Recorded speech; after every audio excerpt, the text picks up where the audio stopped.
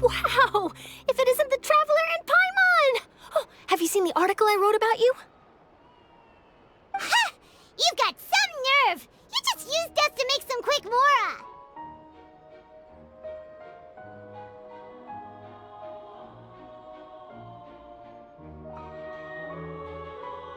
Oh, you needn't worry about that.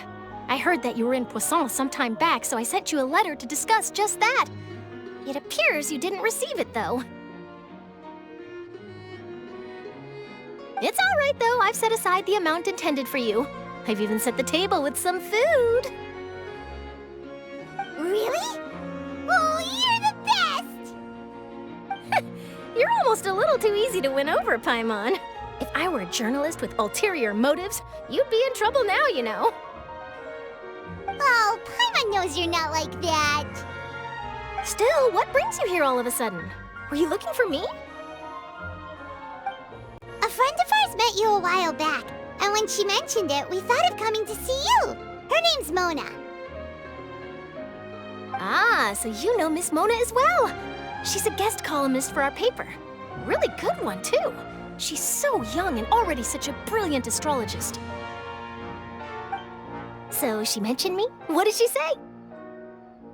She said that you're a real daredevil of a journalist. Nice. In which case, can this daredevil journalist dare to request an exclusive interview with the legendary Traveler and Paimon? Huh? So your article in the paper today doesn't count? Oh, of course it doesn't. That was more like live photography. What I'd like to do is dive deeper and ask you to talk about the things you've seen and experienced.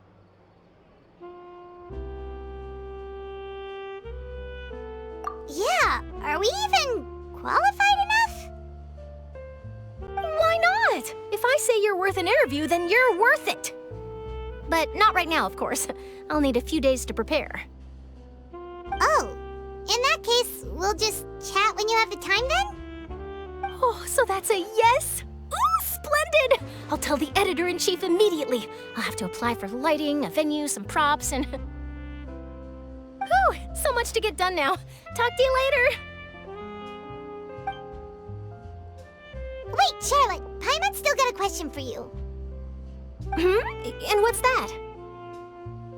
If, just for example, Fontaine were to be flooded tomorrow, what would you do today? Huh, that's the prophecy you're talking about, isn't it? I mean, I do hear about it often, but I've never once thought that the day could be tomorrow. If you're seriously asking, then I might try and think of a way to leave Fontaine. Oh, but I'm still a journalist first and foremost. That means I have a duty to be reporting from the scene. And secondly, I wouldn't forsake my homeland that easily.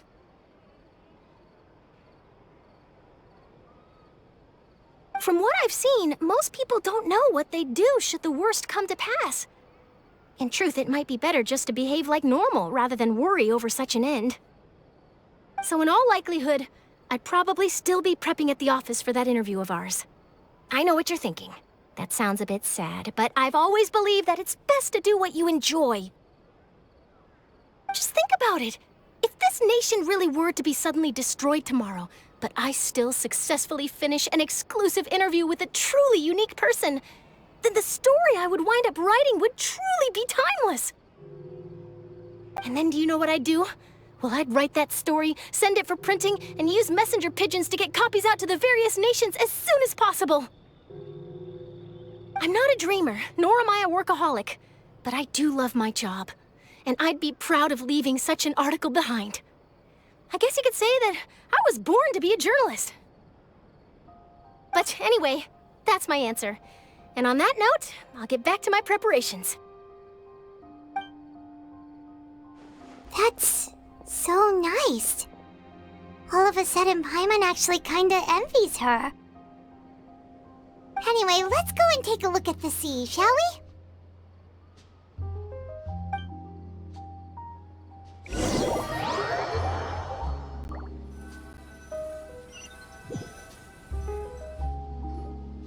The sea breeze and scenery can be a pretty soothing combo, huh?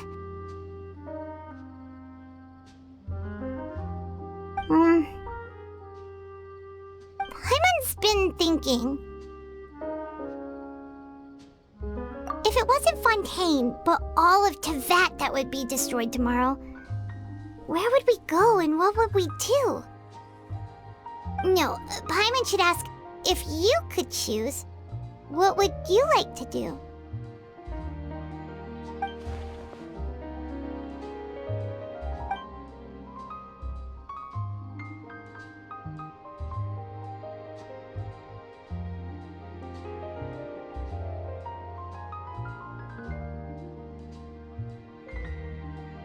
We've always been moving to the next destination, so we haven't spent much time thinking about these kinds of things. We didn't have to either, with us always being on the road and whatnot.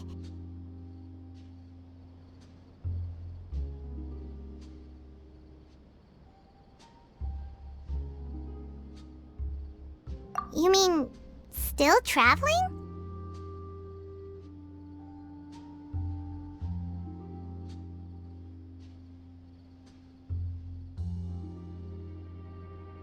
Huh.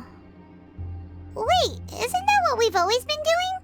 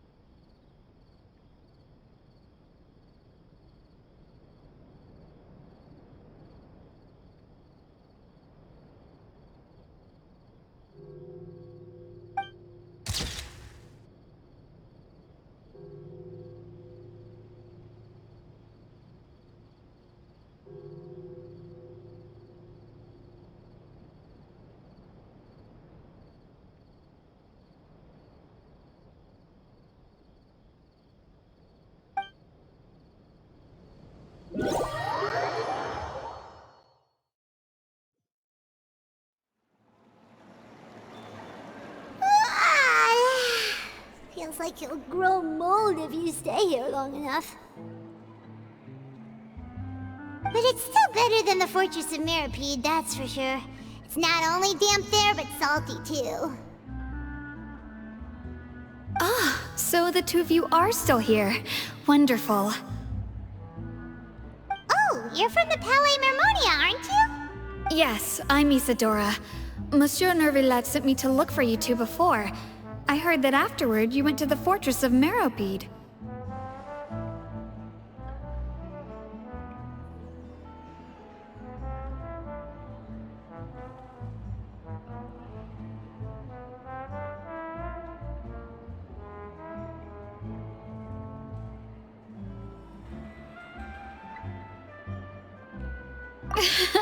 Not at all. I'm well aware that you're friends of his. Actually, I'm here to pass along a message from him.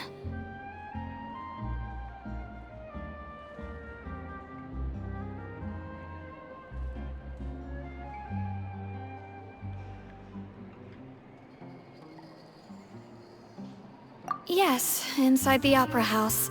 The Maréchaussée Phantom has declared the incident a small-scale riot. A riot? Well, that said, I don't personally think it was that serious. Lady Farina was watching a performance at the Opera House, and while she was resting during an intermission, some other audience members suddenly started harassing her.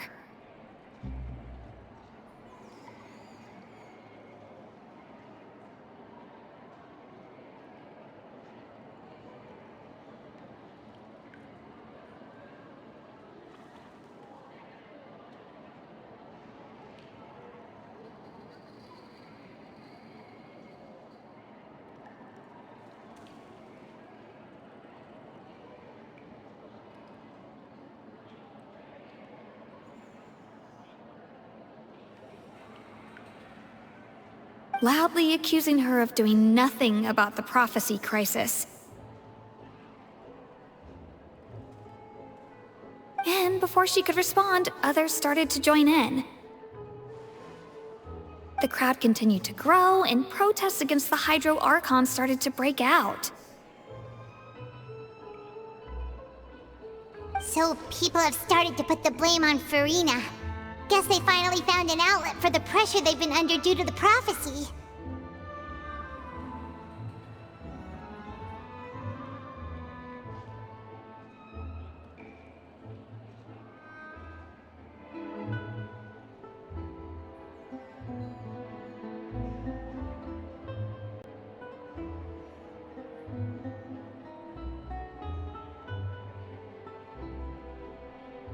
I agree. People will naturally rely on gods, as is customary. But the moment people feel threatened, gods are also the first to be blamed. So what happened after that? Is Farina okay? Seeing that the situation was spiraling out of control and that further argument was pointless, she claimed that she'd gotten tired of this and left in a hurry.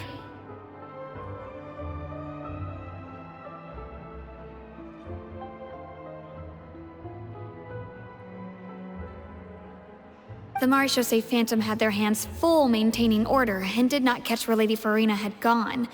Only when things had stabilized did we realize that she had gone missing.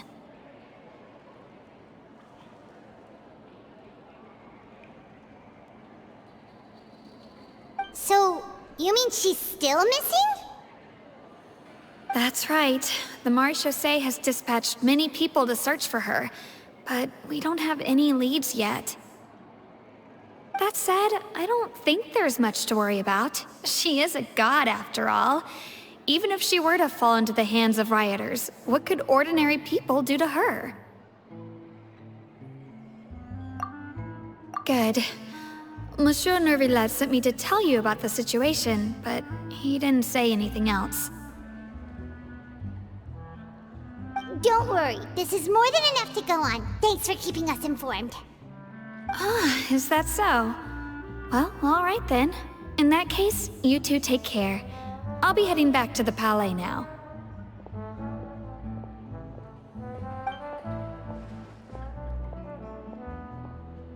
Well, sounds like we should hurry over to Poisson then.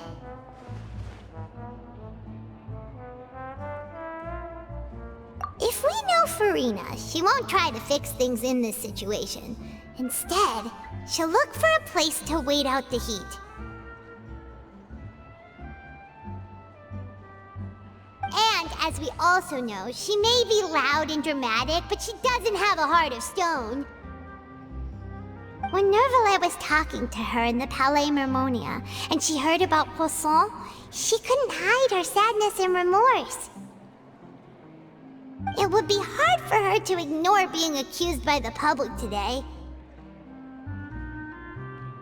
Paimon thinks Farina's probably taken the opportunity to slip away to Poisson and try to relieve the sense of guilt that she's feeling.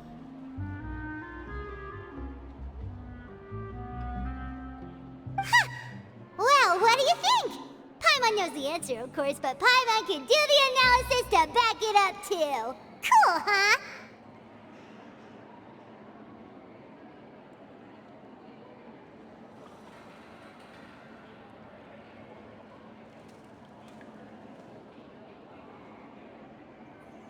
In that case, there's not a moment to lose! Poisson, here we come!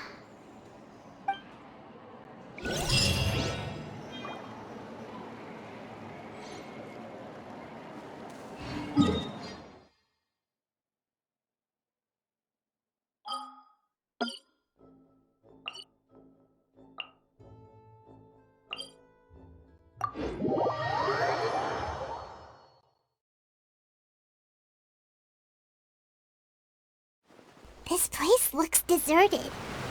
Guess all the survivors must have evacuated already. All that's left here are signs of devastation. Could Farina really be here? Let's try to find her as soon as possible. Time with Espina has taught me that carrying an unreliable...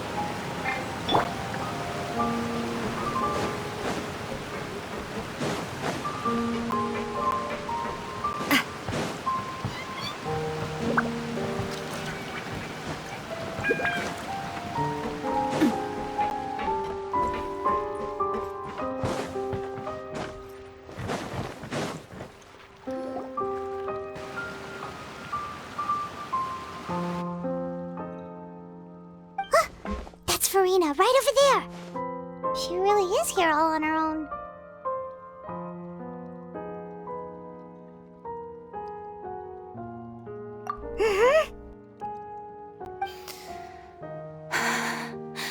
Should I just give up? This is all meaningless. What was meant to happen did happen after all. Everyone's dead. I'm sorry. I am so sorry. Give up, Farina. There's no point in holding out.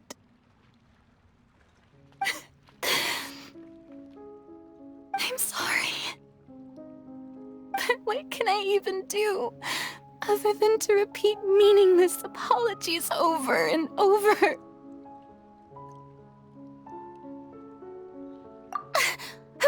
Who's that? Don't worry, Farina, it's just us.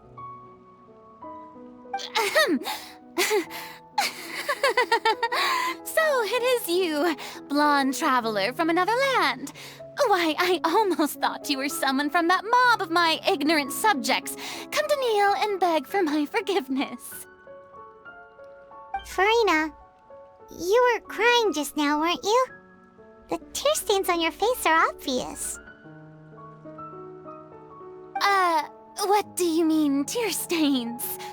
Oh, I remember. The show at the Opera House earlier this morning was so moving. I'm still trying to process it.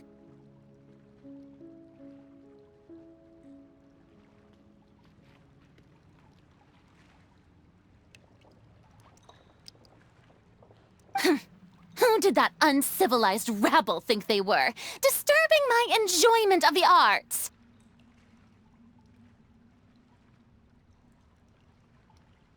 They even dare to tout their Archon! I must teach them a lesson. I can just imagine their twisted and frustrated faces once they realize that I'm nowhere to be found. Oh, and I'm sure Nouvellette and those people from the Marish Chaussee Phantom are freaking out right next to them, too.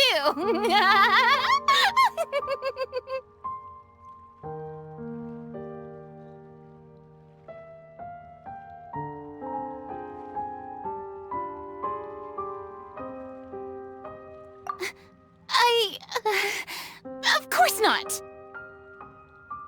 Hey, there she is! The Hydro Archon's over there! Quick, after her!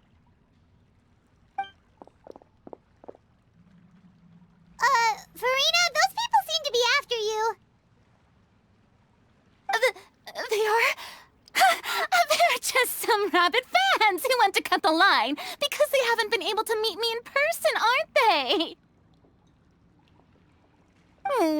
That's against the rules. I can't let them get their way.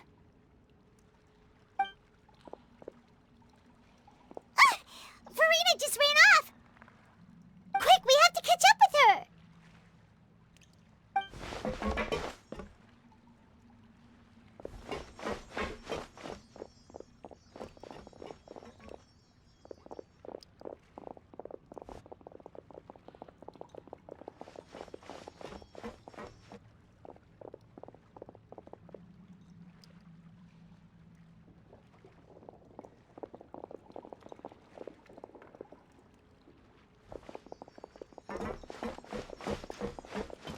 This should be the place, right? Hey, Farina! There's a good hiding spot over here. Quick, come to Paimon before the rest of them catch up to you.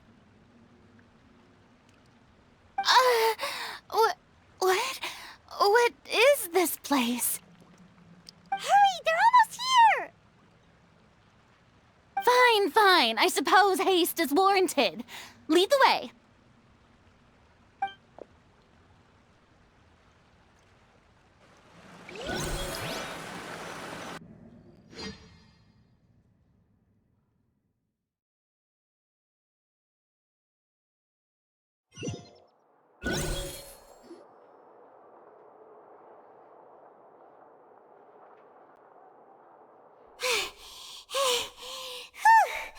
Paimon exhausted.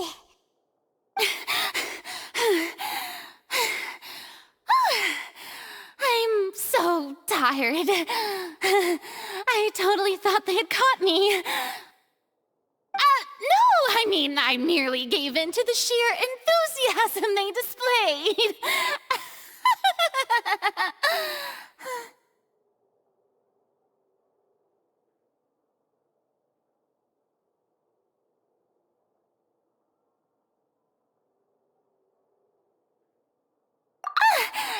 You're right. Yep, that's a good girl.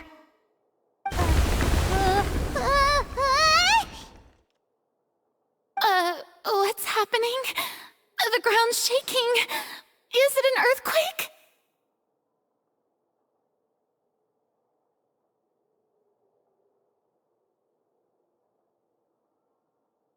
Yeah, a quake of this kind preceded the flooding in Poisson, didn't it?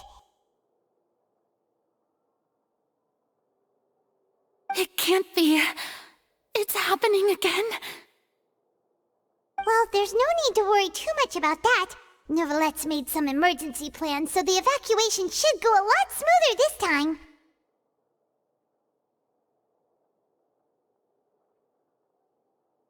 Yeah, I hope you're right. But the people of Poisson, they've already...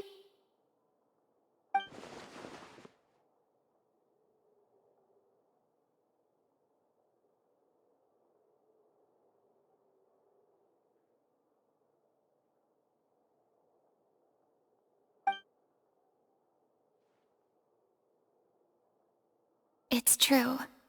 I've been investigating the prophecy for hundreds of years.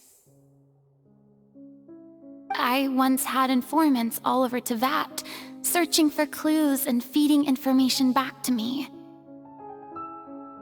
I've tried all kinds of ways too to hold back the sea. Anything to keep the coastline from advancing.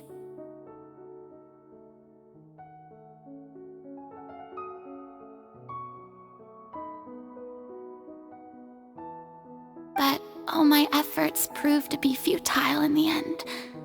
Really, the truth has been clear to me for a very long time. We cannot make an enemy of the divine. No matter what we do, the will of the heavenly principles will have its way, and the prophecy shall be fulfilled.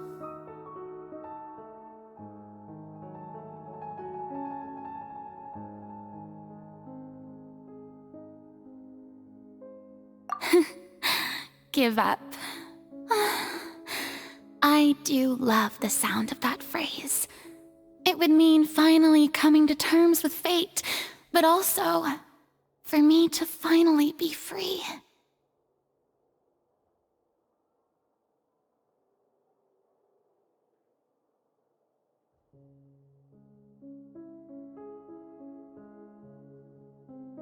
Indeed, I've thought about giving up so many times, especially after we almost lost Poisson.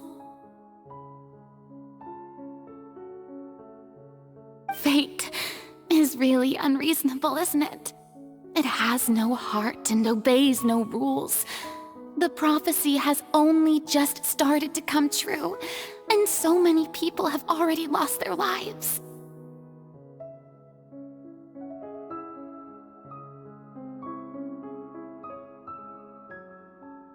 But just now, it all became clear to me. I still don't have the right to come to terms with fate on behalf of everyone else.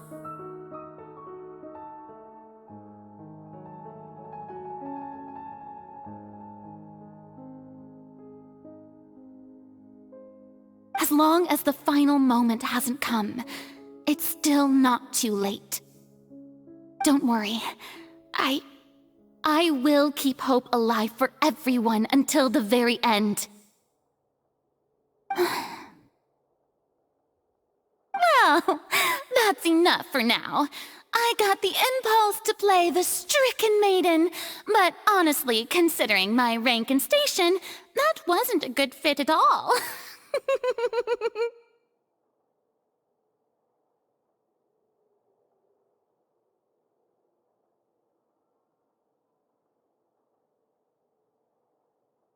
don't take any of what I just said seriously. How could I possibly let Fontaine fall to the whims of trivial prophecy?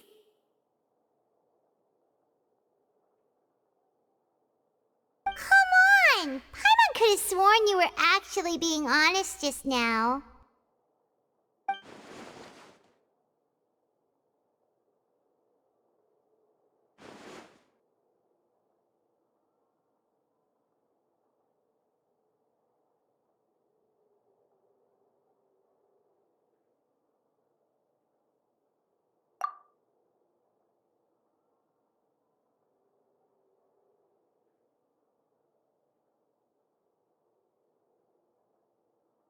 Share my burden. That's impossible. It was fated right from the start that this would be my duty alone.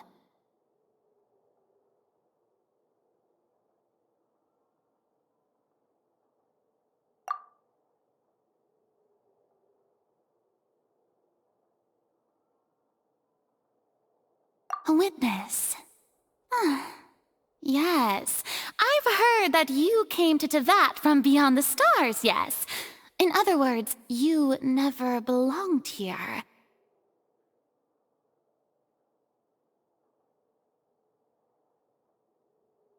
And if Tevat is, in its entirety, a show on a stage, then you're just a spectator, aren't you?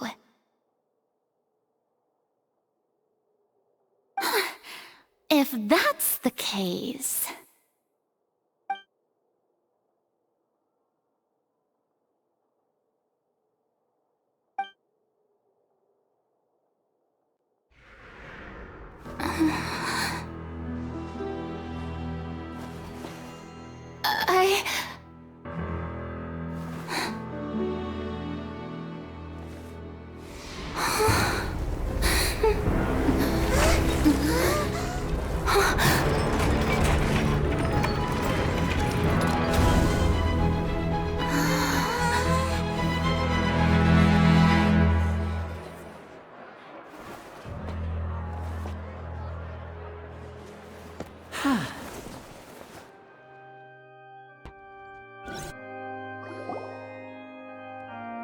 Ladies and gentlemen, this concludes my opening performance. Now, without further ado, we may proceed to the trial of our god.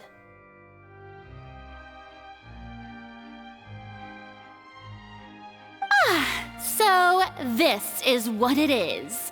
Yes, you deserve praise for the effort you took to raise the dramatic stakes.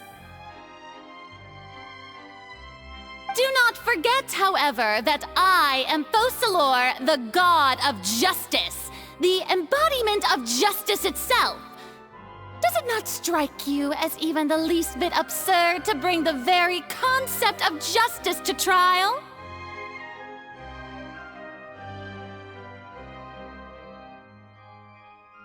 May I interpret these words as your refusal to stand trial? In that case, you will have the opportunity to defend your honor through a duel. You would draw your blade against a god?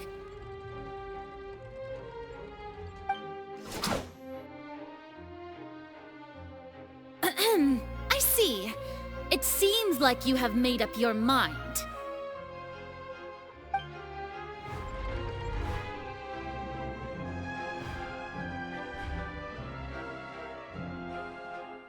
Paimon can't believe it. She just surrendered.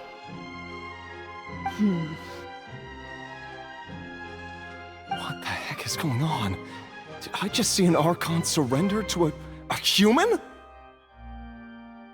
Wow, how utterly humiliating.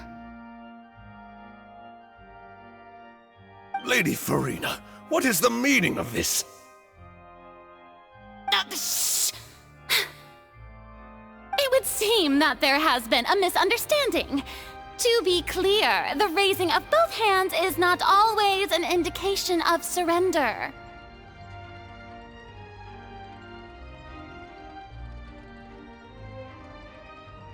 looking for excuses again, huh?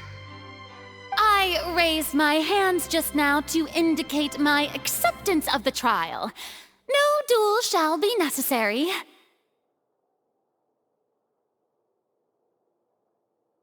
I will admit that I've been running away for a long time. I'm sorry, everyone. I was unable to protect the people of Poisson. It is my duty to stand trial for my crimes.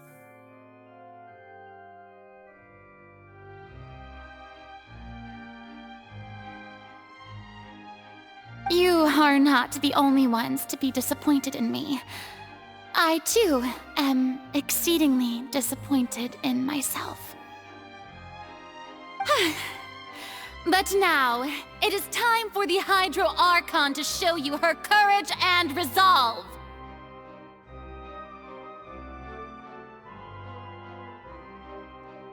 I, Farina, will use this trial to show the world the true meaning of justice!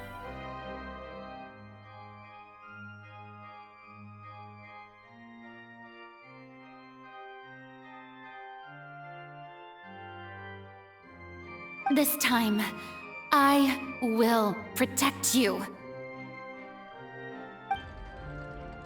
Applaud and rejoice!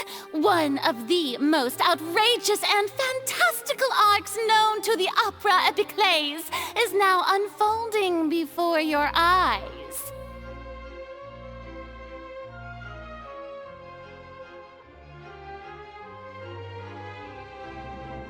Mark my words, this shall be one of the most exhilarating and brilliant shows ever to grace the stage of Fontaine! The trial of the Hydro Archon, Focalor, will now begin!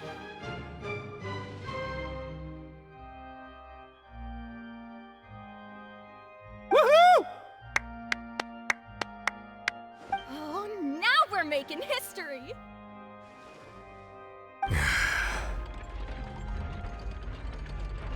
Why does it feel like Farina just took over the whole thing?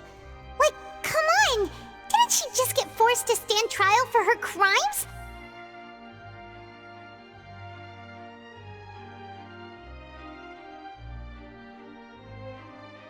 Also, even though she's still acting super dramatic, she is taking this seriously this time, right? All right, then. Who will be my opponent in this trial? The court asks the prosecutor to please take the stand.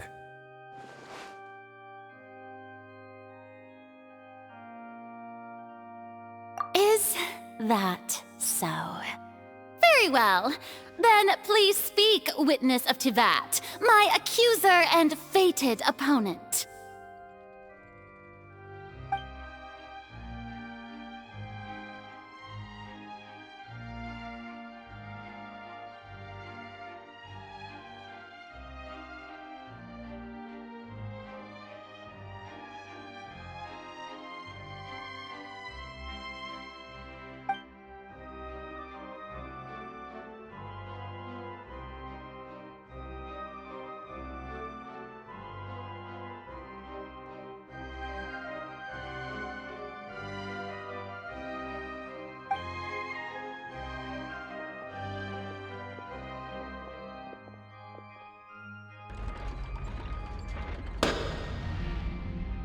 Also, please allow me to ask, as a final question before the trial begins. Just how much work did you do to force me onto this stage? Well, we did do a lot of prep after the meeting that day. I can go over the tasks assigned to the Spina di Rosula, since they were rather straightforward and easy. Navia, the president of the Spina di Rosula. Most of the people who participated in the disturbance this morning were my subordinates.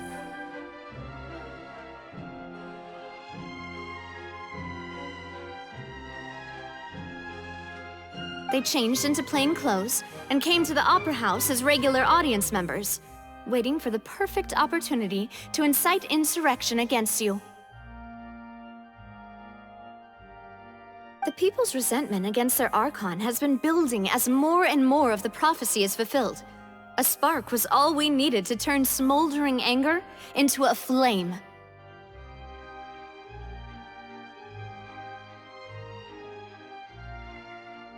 Moreover, according to our understanding and analysis of you, when something like that occurred, you would likely flee the scene and head to Poisson by yourself.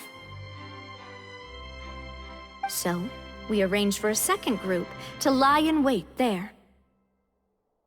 So, you mean the ones who scoured the settlement for me were also from the Spina?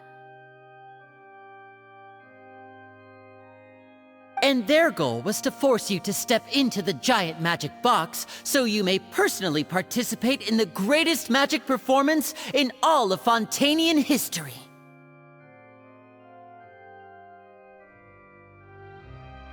That's right.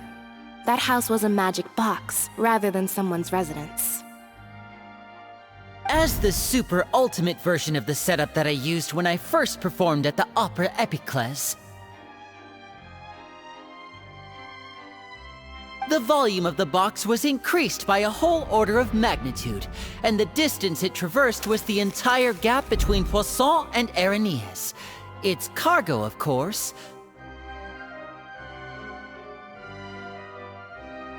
was an Archon instead of a human. My thanks, Farina. Without your help, we could never have pulled off such an extraordinary performance.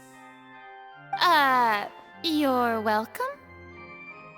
Of course, this performance was only made possible with Father's support. The House of the Hearth spent a massive amount of labor in Mora to pull this off.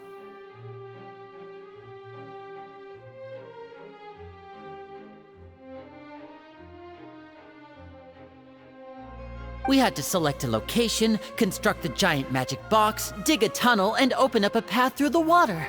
It was a lot of work for all of us.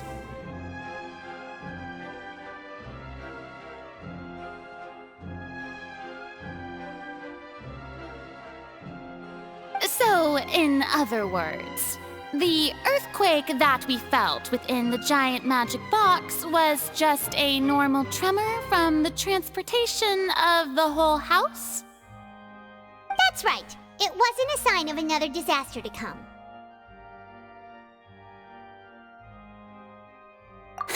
Then, I can guess Nervilette and Cloran's parts. You gathered a crowd, prepared a stage, and made sure that the champion duelist would be immediately ready for a fight.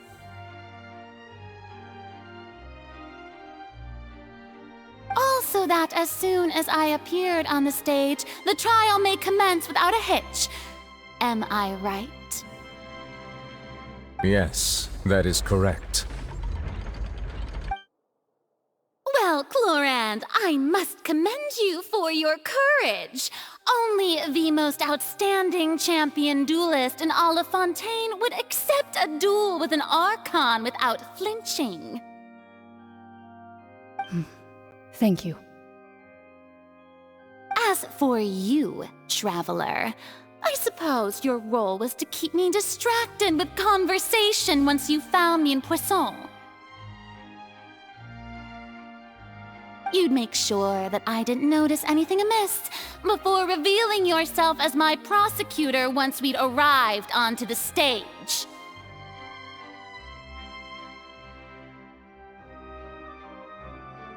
Oh?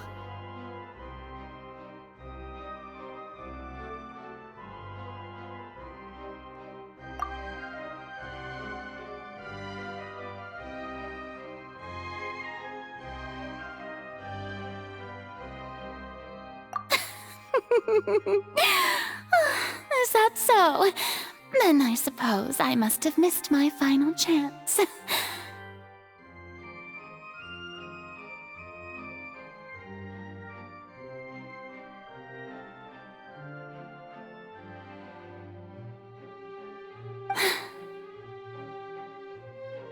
It's fine. It matters not. What's done is done. The stage is already set, so there's no reason to disappoint the audience. Let's see this trial through to the very end.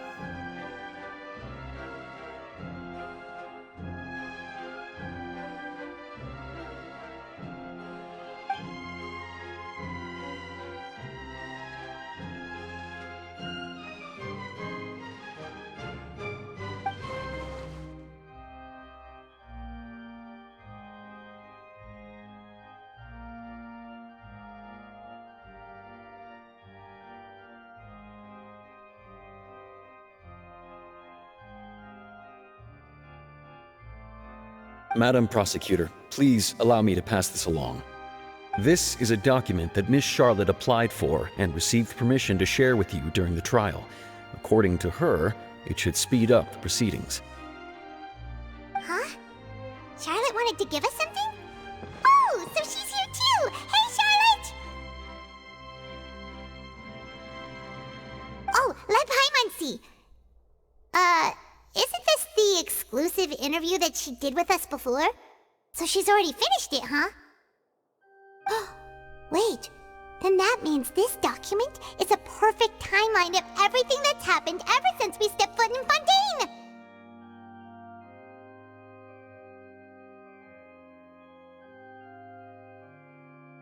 So in other words, we can refer to this anthology of evidence every time we want to use something from our journey as evidence for an argument!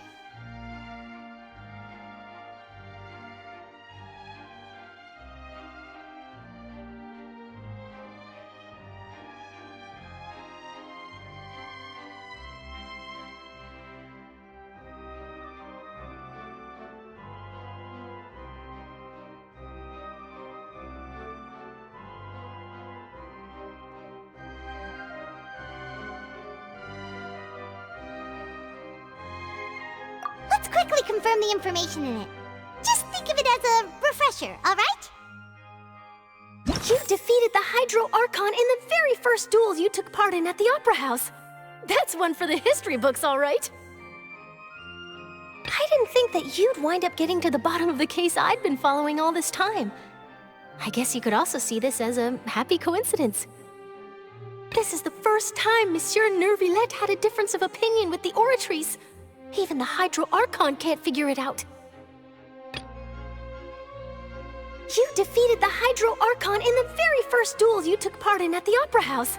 That's one for the history books, all right. A Fatui Harbinger. She's an extraordinary person. Her instinct must mean something.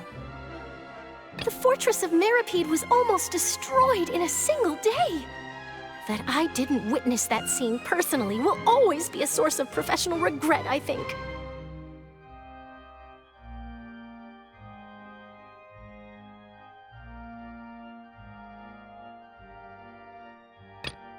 The fortress of Meripede was almost destroyed in a single day.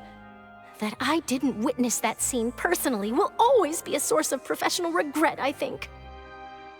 According to Monsieur Neuvillette, both Child and that whale should have been in the primordial sea at that time. I nearly lost my awesome friend Navia. To be honest, that still gives me shivers.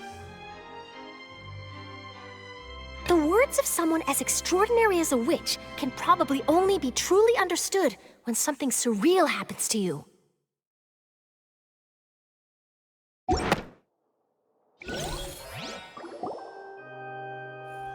The prosecution and the defense are both in position. The trial shall now begin. Oh, come on, Neuvillette. There's no need to repeat all the unimportant legalese. Just fast forward to the part where the prosecution lays out my offenses. As the defendant and the lead actress of this performance, I still haven't even been informed of my supposed guilt in all of this. Of course, it is only natural for humans to struggle to understand the actions of a god. However, you will need more than that to convict me of a crime. That's true, but my charge here is unrelated to your conduct as an Archon. Instead, I would like to charge you as a fraud who's never been the Archon in the first place.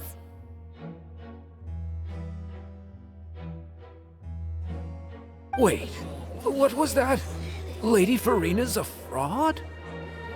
Hey, I came here thinking that we were going to try the Hydro Archon for forsaking our duty, but did I hear that right? She's not our Archon at all? Charge accepted.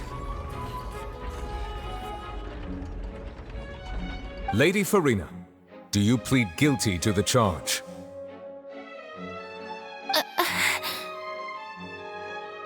Lady Farina. I plead not guilty. How can I be guilty?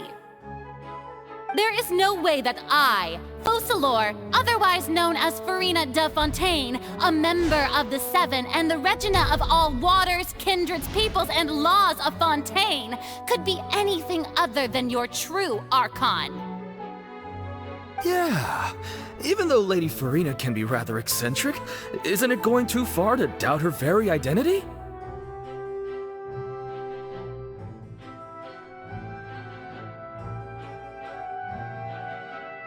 Yeah, I've never questioned her identity either. Sure, Lady Farina can be super irresponsible, but what grounds does that prosecutor have to make such a huge claim?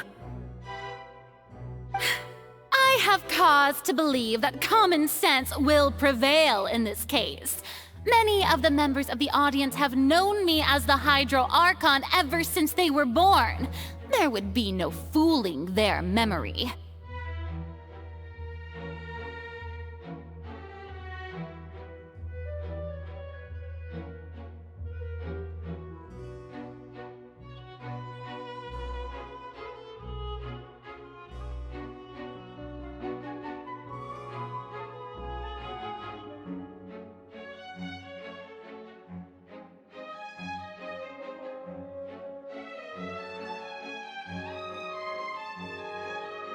See?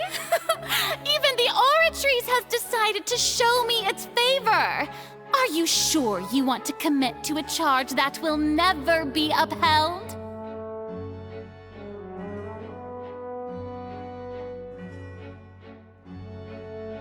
If you wish to drop the case, I can promise you as the God of Justice that you will not have to face trial for making a false accusation.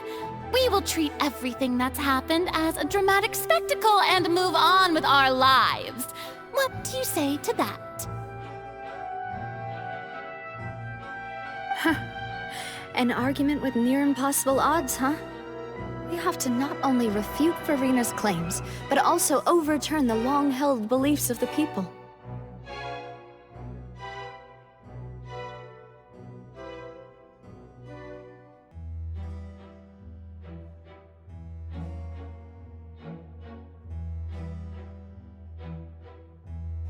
Well, I tried to give you the chance to surrender. If you must persist, then let me ask. If you believe I'm not the Archon, then what manner of being do you think I am? And if I was not the Archon, then how did I manage to live for over 500 years?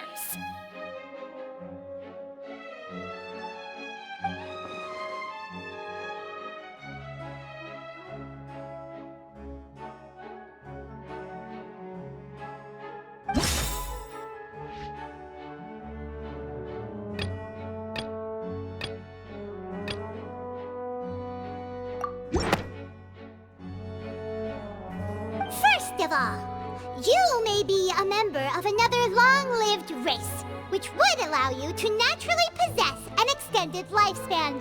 And second of all, even if that wasn't the case, there could be other ways to extend your life.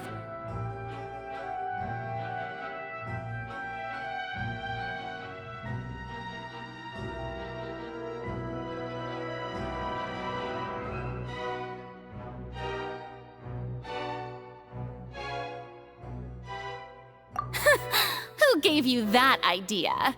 Was it the knave? You'd sink so low as to use a harbinger's words against me.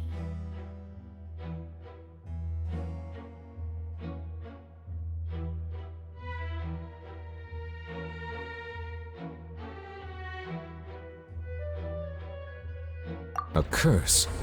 I once thought it possible that the aura of an Archon might naturally resemble a type of curse.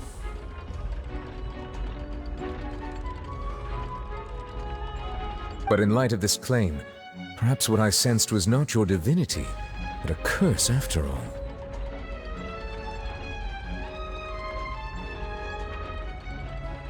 Neuvillette sensed it too, huh?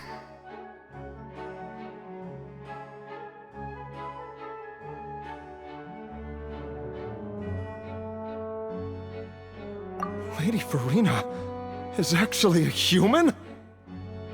Well, it is true that it's extremely difficult to tell humans and gods apart just by looking at them.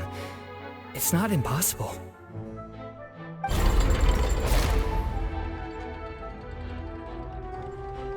Well, don't start celebrating too early now. Even if I have been carrying a curse like you said, how does that prove that I am merely a human being?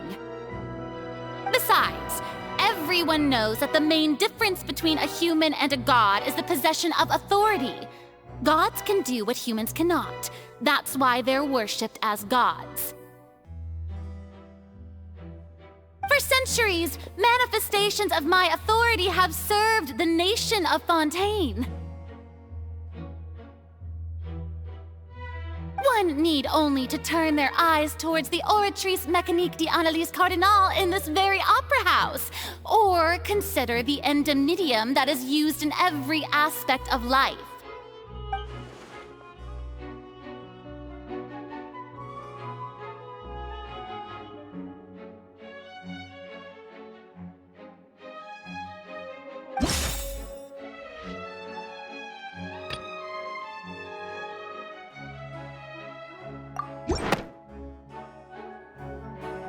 You tried to reference the Oratrice.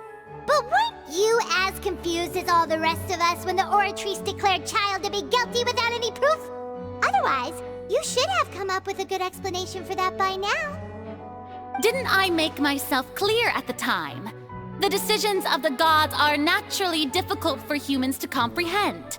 There is no need to provide an explanation.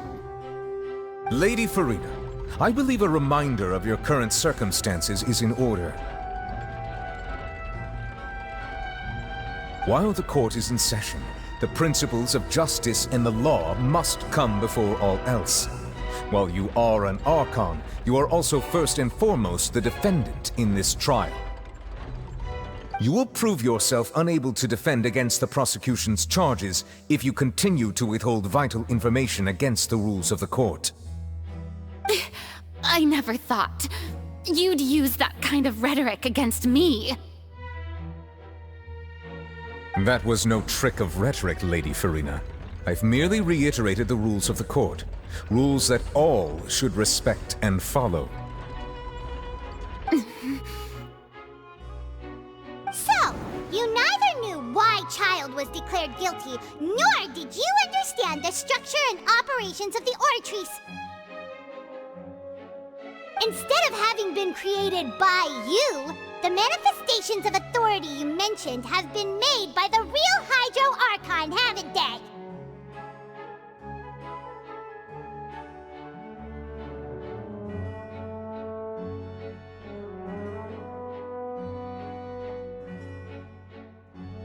The real Hydro Archon? Well, now you're really losing me. It is true that I did not know why the Oratrice gave out a guilty verdict that day. But the Oratrice handed out that verdict unilaterally, and it has been operating independently ever since it was first created.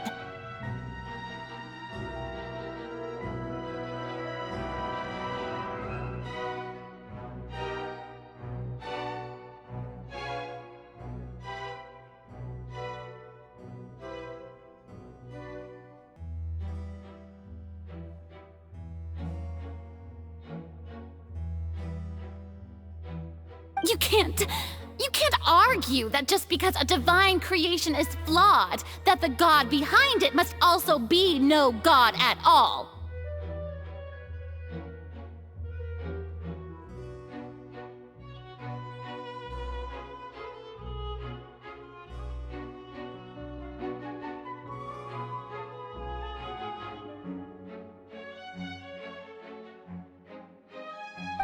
She's still throwing out all kinds of excuses.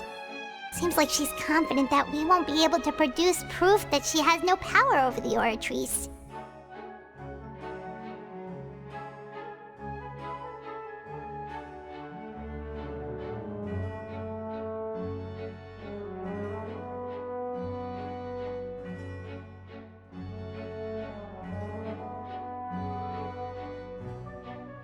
My power as an Archon. There are many ordinary citizens in the audience. How can I just carelessly demonstrate the formidable power of an Archon?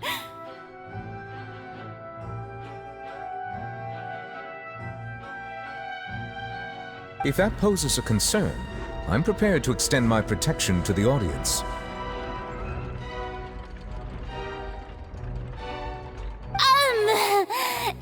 You don't need to go that far.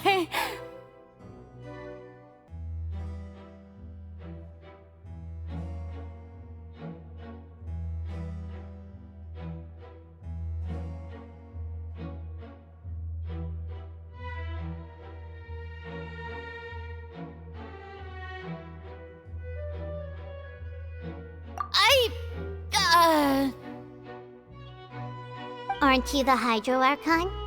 Or is it that you can't even wield the power of Hydro, much less the authority of a god?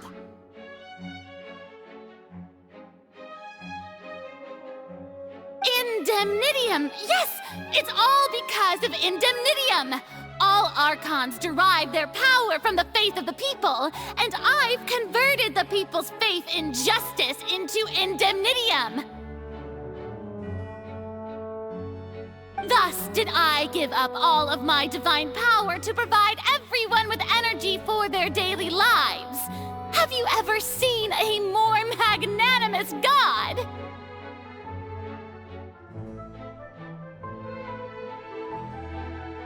Isn't that a huge stretch? Yeah, no matter how generous an Archon can be, how could they give up all their power? Can a god with no power even still be called a god?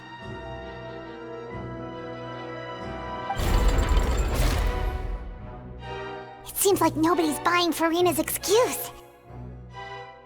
Hey, come now, everyone!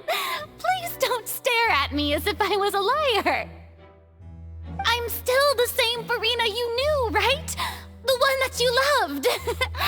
Shouldn't you want to believe in me? Please? You've got to believe me! If what the prosecutor said is true, she really has committed a grave offense. Did she deceive all of us? And all of our parents and grandparents too? And all of our ancestors? Ever since they were born? Enough! That's enough! Tell me then, if I'm not the real Hydro Archon, then who is? If you have no evidence of another Hydro Archon's existence, nor can you find anyone who can back up their claim to be such, then what grounds have you to say that I'm not actually the real deal?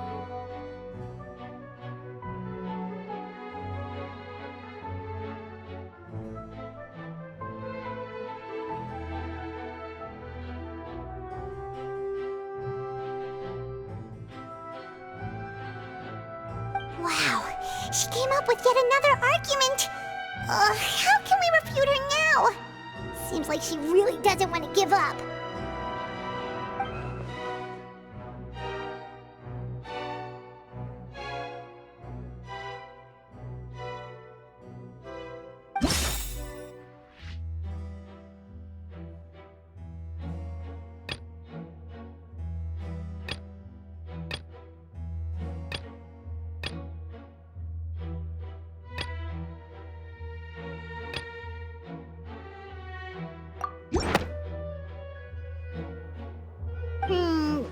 doesn't sound right. Paimon doesn't think this clue can be used as compelling evidence to build our case.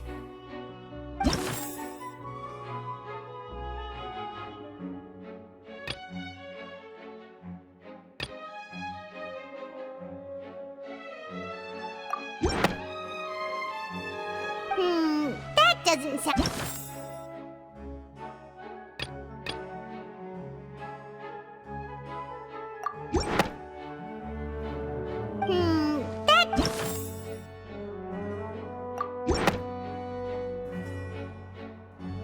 It has been established that all Fontainians can dissolve in water from the primordial sea. And that means... Since you insist on claiming to be a god and not a human, then there's a method that you can use right here and now to eliminate all suspicions of you being the latter.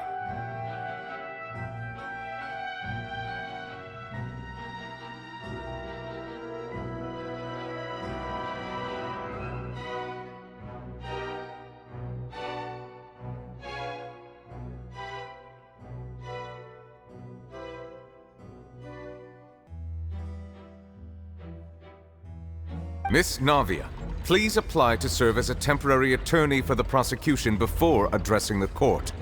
Though you act in partnership with the prosecutor, you must still adhere to proper procedure. Super sorry, Monsieur Chief Justice. I swear this really will be the last time that I'll speak out of turn.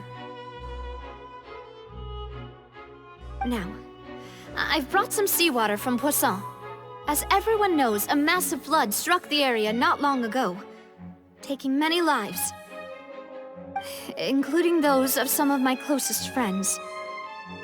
So, Miss Farina, would you dare to touch some of this seawater? If we are to believe that you are indeed the real Hydro Archon, touching this seawater would have no effect on you. All it should do is strengthen your case.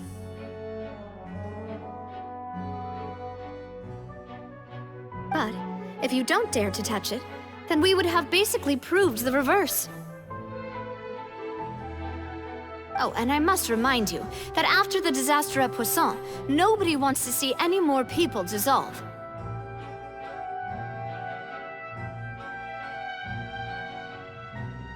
I do hope you'll act prudently and choose the simpler path of admitting guilt. Navia from the Spina di Rasula. The Spina has governed Poisson for many years. I guess her suggestion is valid.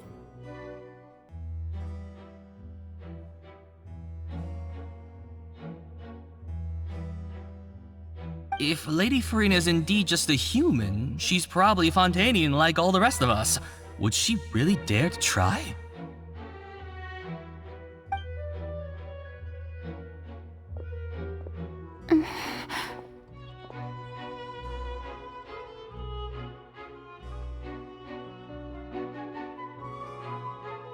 Lady Farina, this test has been unilaterally proposed by the prosecution.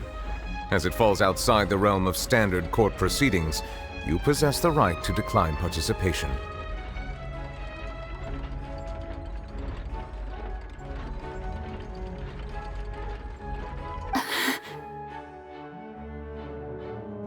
Well, of course he had to tell her that.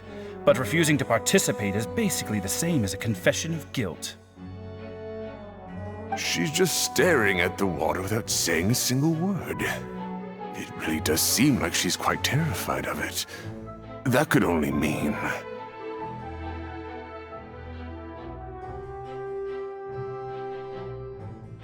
What's going on? Is she really planning to... That's not what we thought she would...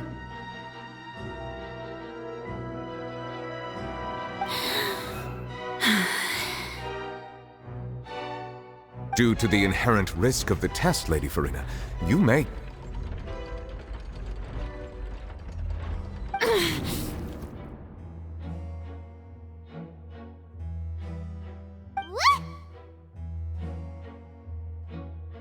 Hey!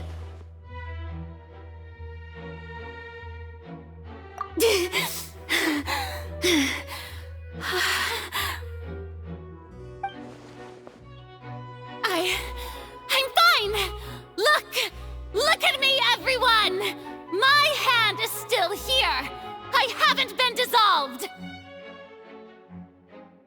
Will you believe me now? I really am your Archon! I'm nothing like a normal human who would fall apart as soon as they touch this water! Really, was this not the most obvious thing in the world?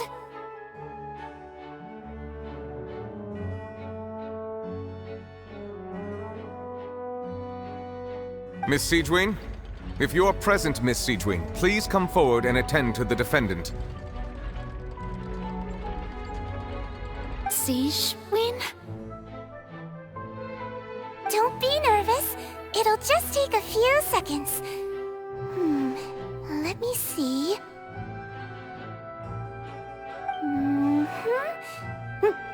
That should be enough. Please announce the results of your evaluation to the court, Miss Siegewing. As everyone doubtlessly saw, Miss Farina was displaying symptoms of hyperventilation and flushed skin. These indicate that she was experiencing the adverse effects of exposure to primordial seawater. The extent to which she was affected is the same as other humans when exposed to primordial seawater of a similar concentration.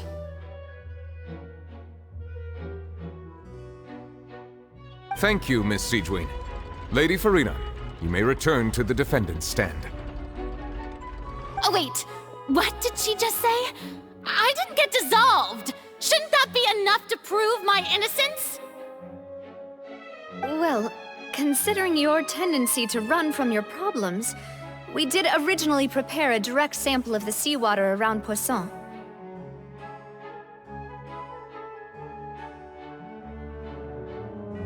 However, after extensive discussion, we exchanged it for a sample that is not concentrated enough to dissolve an actual human. After all, on the off chance that something entirely unexpected might occur.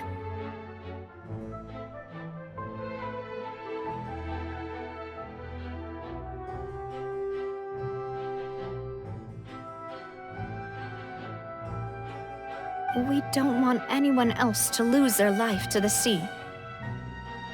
Yeah, so out of regard for Farina's life, you secured a low-concentration sample and asked the head nurse to serve as an expert witness. It's a great thing that the direct sample wasn't actually used. Farina could have... I can't believe... You...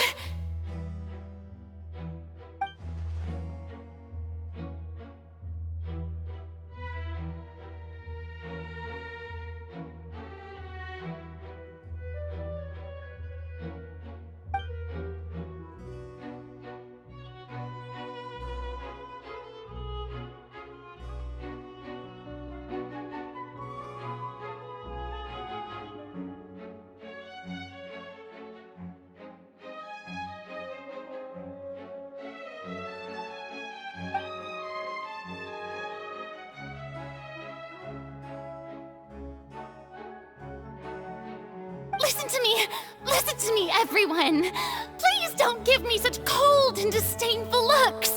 What happened just now didn't prove a single thing! Think about it! How can you conclusively prove that an Archon can't also be affected by the primordial seawater?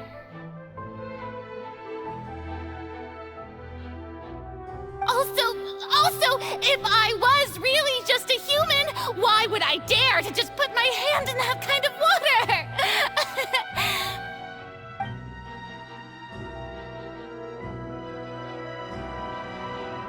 Please, everyone, anyone, just listen to me! I swear, I really am your Archon!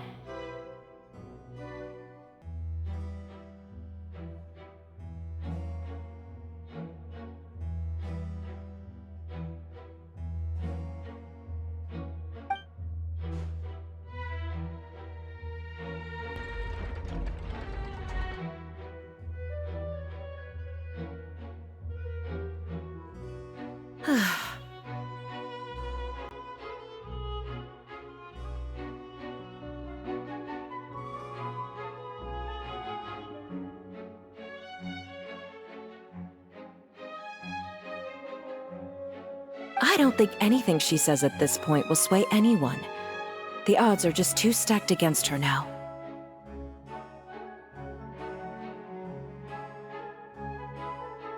With all the things that have been said, Paimon doesn't think there's any way left for Furina to win.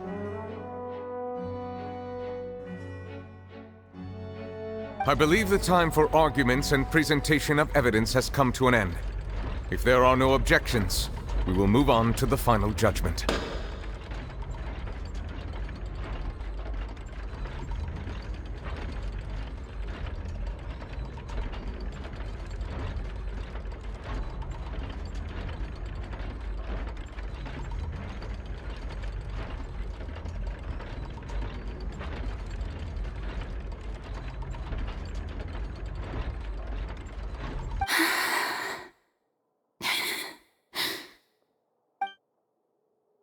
I don't think anything she says at this point will sway anyone. She's too stacked against her now.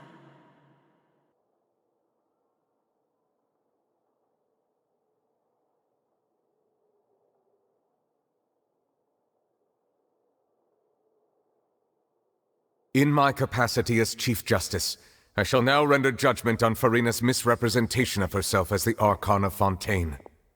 As a human who knowingly deceived her fellow citizens, Furina is guilty.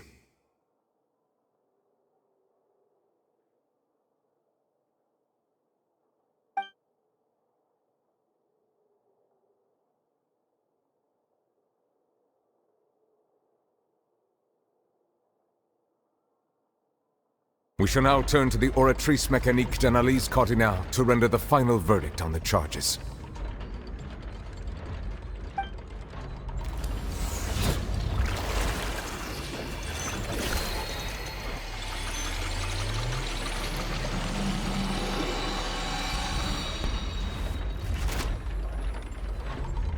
According to the judgment of the Oratrice Mécanique d'Analyse Cardinale, Furina is...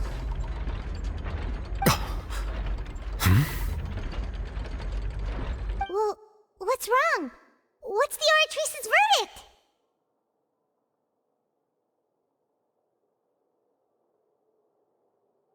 No, the Oratrice also displays a guilty verdict. Isn't that correct then? However, the exact wording of the verdict is thus: the Hydro Archon, guilty.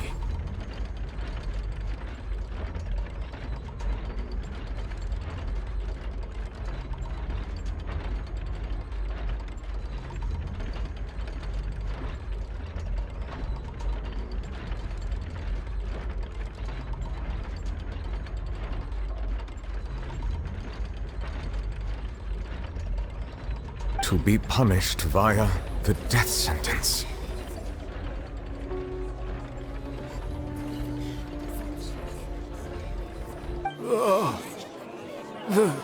The death sentence? That's actually one of the available sentences? I've always thought that it was just a myth. The one and only time the death sentence has been handed out at the court, and it's been given to the very person we've worshipped as the god of justice? What an unexpected twist.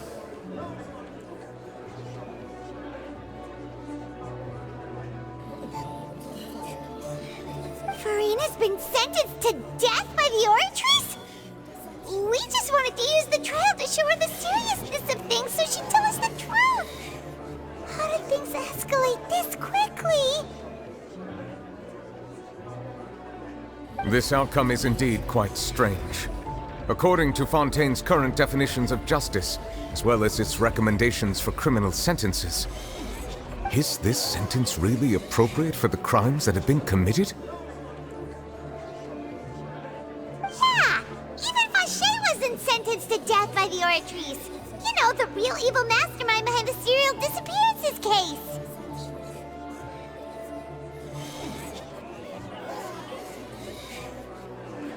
Indeed. Not only is Furina's sentence overly excessive, the very point of our trial today was also to prove that Furina has never been the Hydro Archon in the first place. But now, The Oratory seems to have deliberately invoked the title of the Hydro Archon. What does this mean?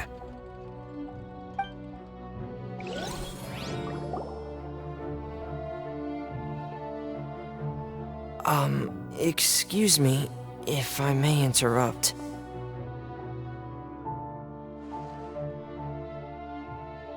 Is the trial still going?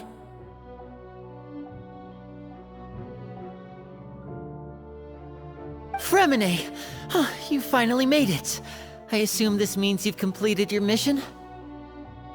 Mm-hmm. Any mission Father assigns to me will always be top priority.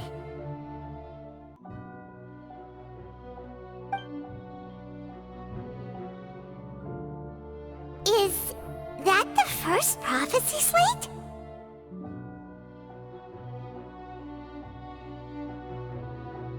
Huh. So the knave privately arranged for Fremine to try and find the missing slate.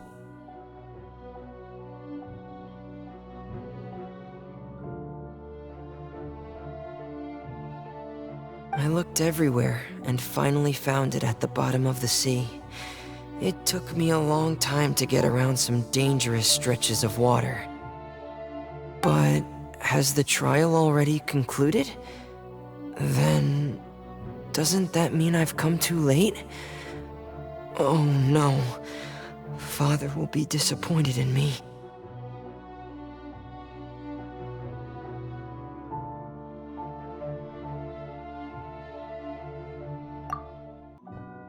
Thank you for your hard work, Mr. Fremine. Please allow me to review the record left on the slate.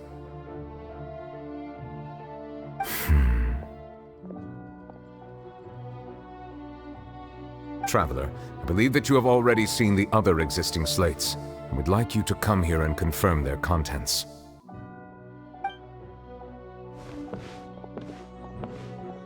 Huh? So what do you see? What is it?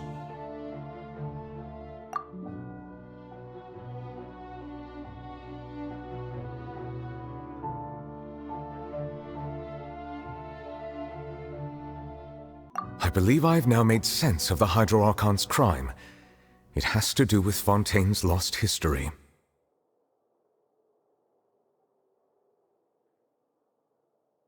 Huh? Isn't the Hydro Archon just guilty of deceiving her people? Oh, wait, no, that's Farina, and we've already proven that she's not the Hydro Archon. So when you say Hydro Archon, do you mean the real Hydro Archon we've been kinda talking about? In truth, everything that you've encountered in Fontaine up until this point can be traced back to the contents of these stone slates.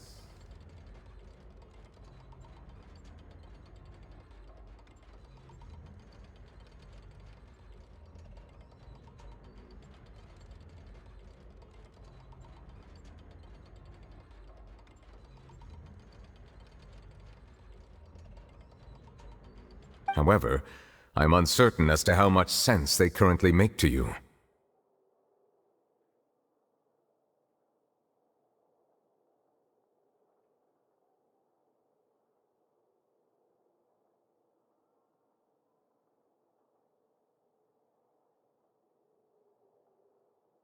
Okay, let's try to recall the contents of the other 3 stone slates. Paimon will do her best to help you remember.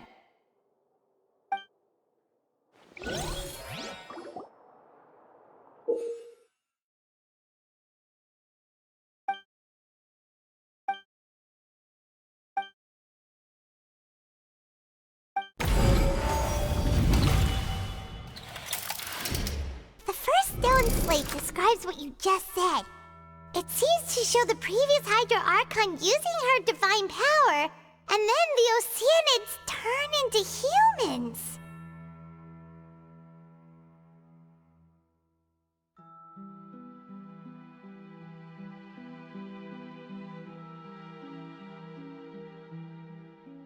Does that mean that Fontainians are transformed Oceanids? Oh, Paimon wasn't expecting that. But if Oceanids can turn into humans, then perhaps this process can be reversed as well.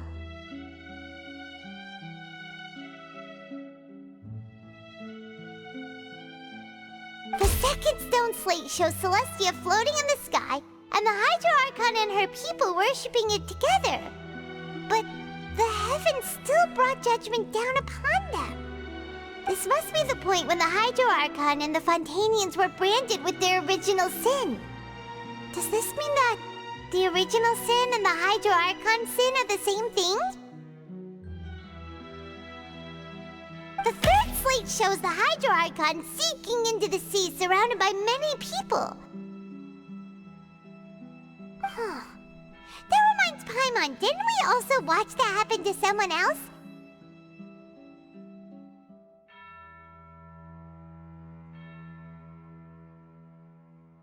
Well, the fourth slate is the prophecy the Fontainians have been talking about. People dissolving into the sea, the Hydro Archon crying on her throne, and so on. We didn't believe that such a crazy disaster could happen at first, did we? But after that incident, it was just a question of when and not if.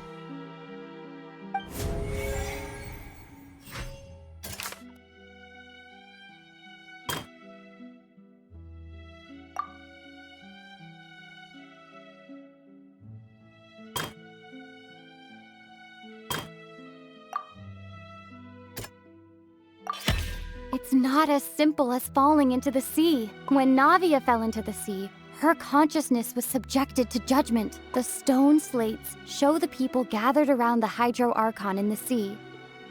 Could that be alluding to the same thing?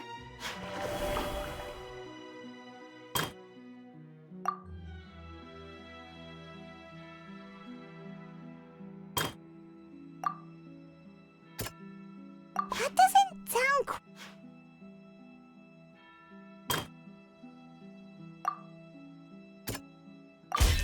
We know from the case of the serial disappearances of young women that Fontainians can be dissolved in primordial seawater. And the first stone slate tells us that long ago, the Hydro Archon used her power to turn Oceanids into humans. This might be the reason that Fontainians can dissolve.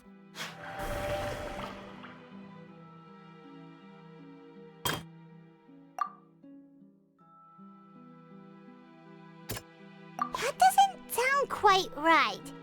Let's think about this some more.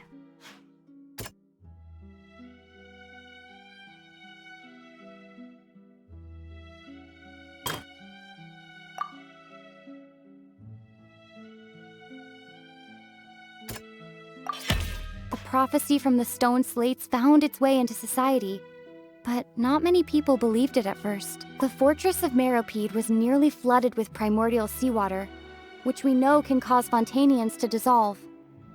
It seems increasingly likely that the prophecy may come true. If we hadn't dealt with it in time, things could have gone very badly.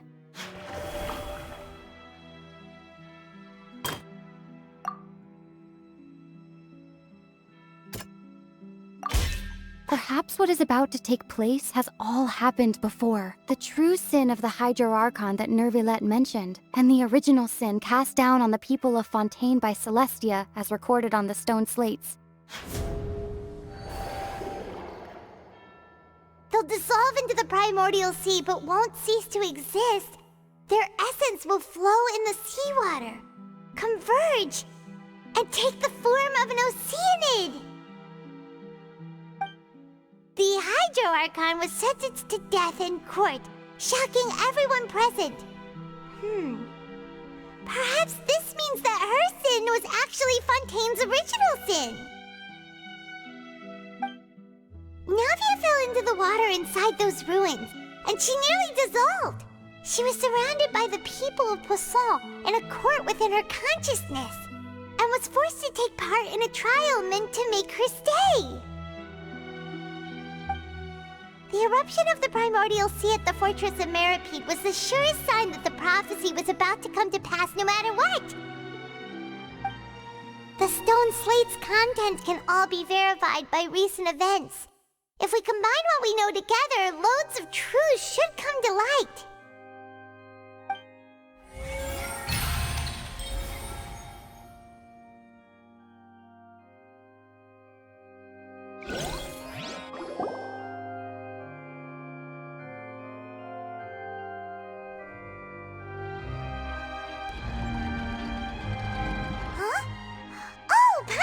it now? So that's how you can make sense of it. But then it feels like we're going to have to share some truly shocking revelations. Let's hear them.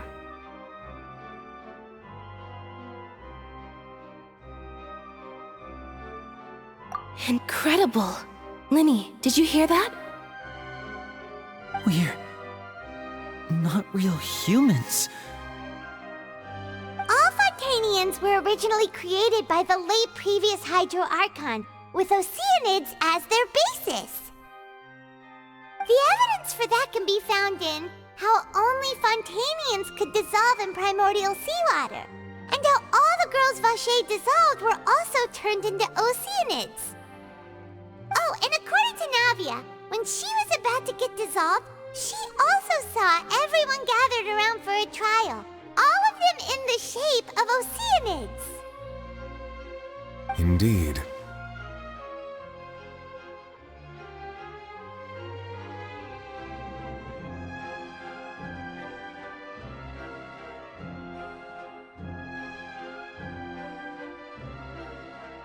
Yeah, and it follows from the content of the first slate that she probably angered Celestia by creating humans without prior permission.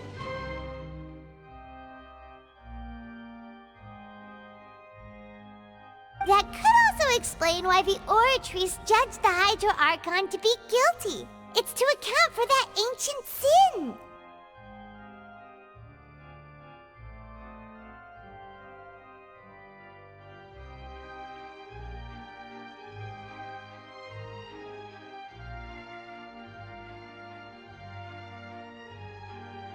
The Hydro Archon's true sin was creating us?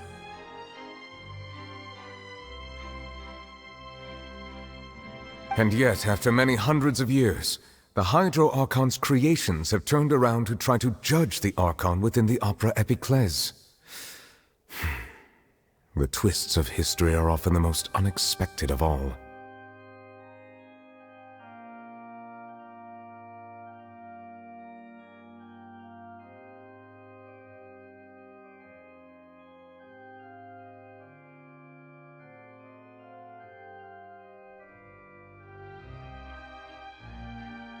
Yeah, isn't the image here just like when Navia fell into the sea?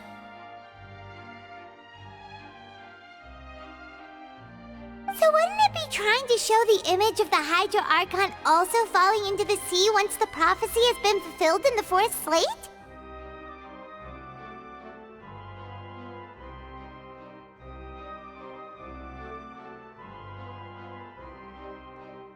In the end, the people will all be dissolved into the waters, and only the Hydro Archon will remain weeping on her throne. Only then will the sins of the people of Fontaine be washed away.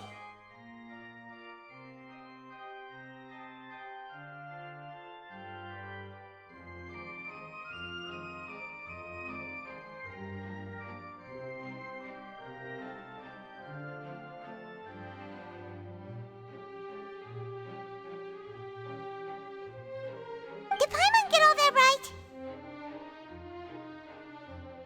You've made some keen deductions. I must say, given how much you still don't know, it is impressive that you've already managed to connect so many pieces of the truth.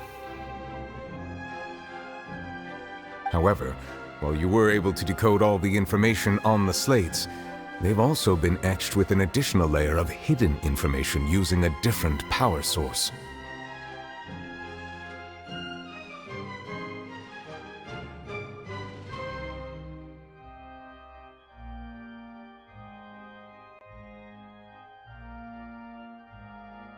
When we were at the ruins, I tried to decipher the hidden information recorded in the slates. But since we only had 3 slates at the time, I was unable to come to a full conclusion. Now that the slate collection is complete, I shall make another attempt to decipher the narrative recorded within. If everything goes well, we should finally be informed of the unadulterated truth.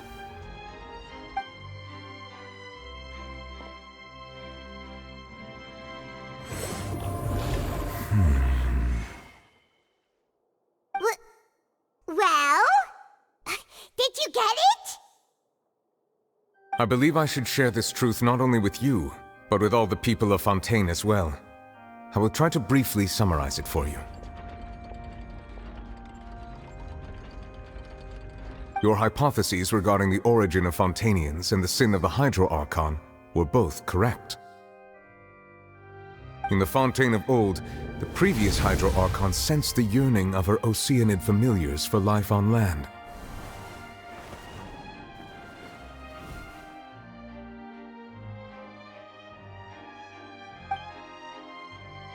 The Oceanids were enamored with the beauty and romanticism of human beings, and wishing to have those experiences for themselves, expressed to the Hydro Archon their desire to become of a similar kind.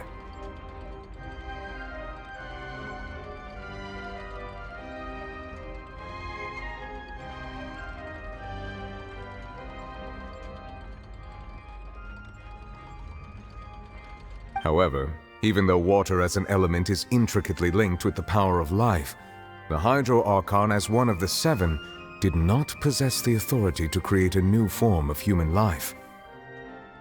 Not one to give in, she eventually found a way to create permanent humanoid bodies for her familiars by appropriating the power of this planet's primordial sea.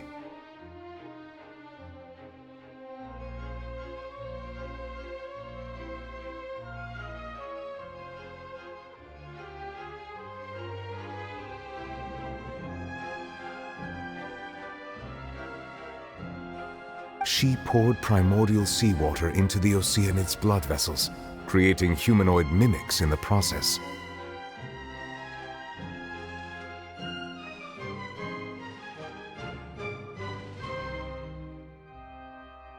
But if Fontainians were to ever come into direct contact with water from the primordial sea, the power within their bodies would escape these artificial restraints and return to the sea.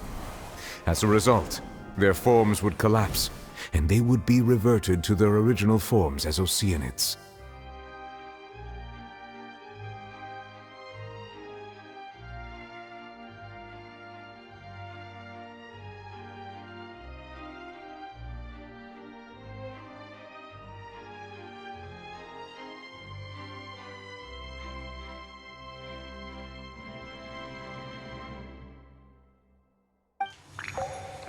Of course, the Hydro Archon never received permission from the heavenly principles to create a new human race.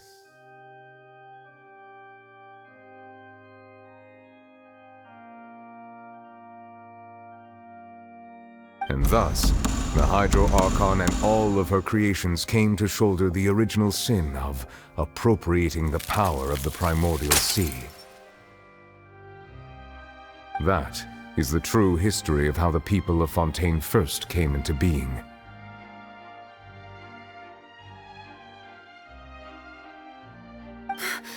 So we were all Oceanids before we turned into human beings? That's way too much information for me. I think I'm just going to pretend that I never heard a single thing. Wait, but if that's the truth, we can't let the Hydro Archon be sentenced to death. After all, her only sin was creating us.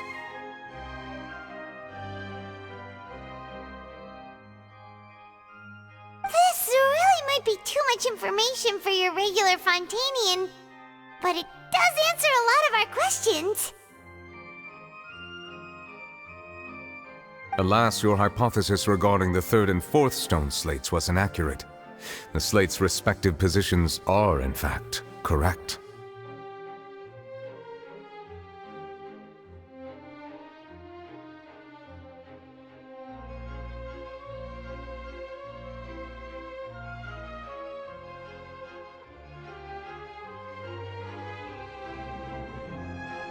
A key point of the visual on the third slate is how all the individuals depicted in the water are humans rather than Oceanids.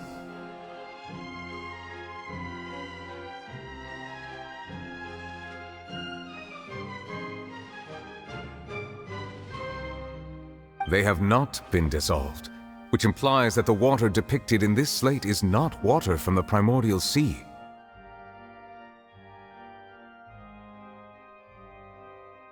The nation of Fontaine is the nation of Hydro, as well as the nation of trials and justice. Instead of being the literal element, the water in the scene symbolizes judgment and justice.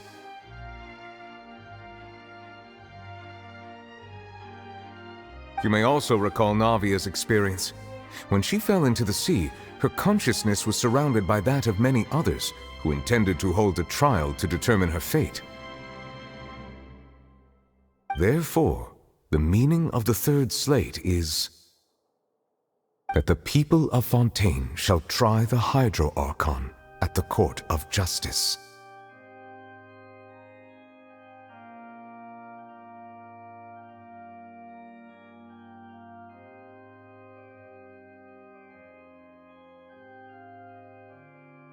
Yes, it refers to our present situation.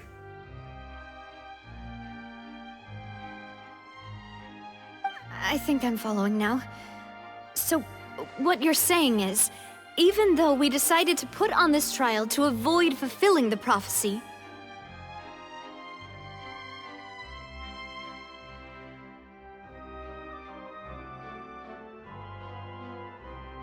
in truth, everything we've done has happened exactly as the prophecy foretold. So now, it seems, we're the ones making sure it comes true.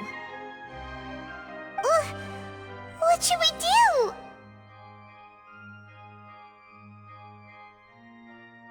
Huh. No matter what, the prophecy will be fulfilled. Is this what it feels like to be a prisoner of fate? If that's the case, does that mean the scene in the fourth slate will also be fulfilled soon?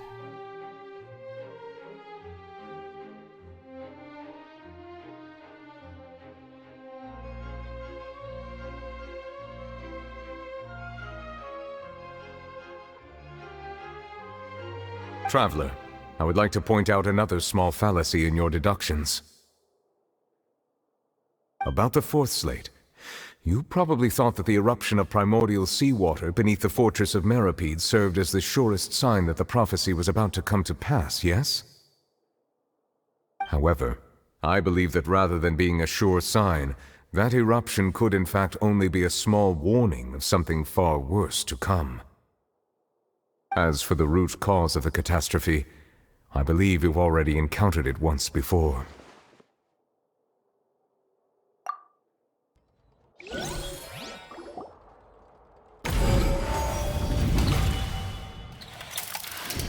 This eruption was just a small warning of the things to come. We must find the root cause of the disaster.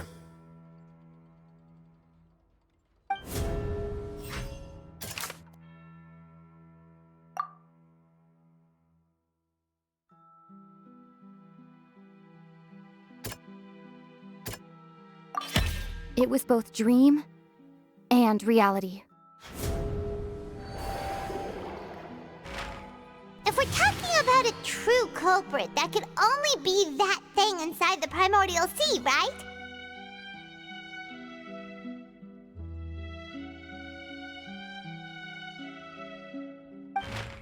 The truth, the original sin, the trial, and the root cause of the disaster.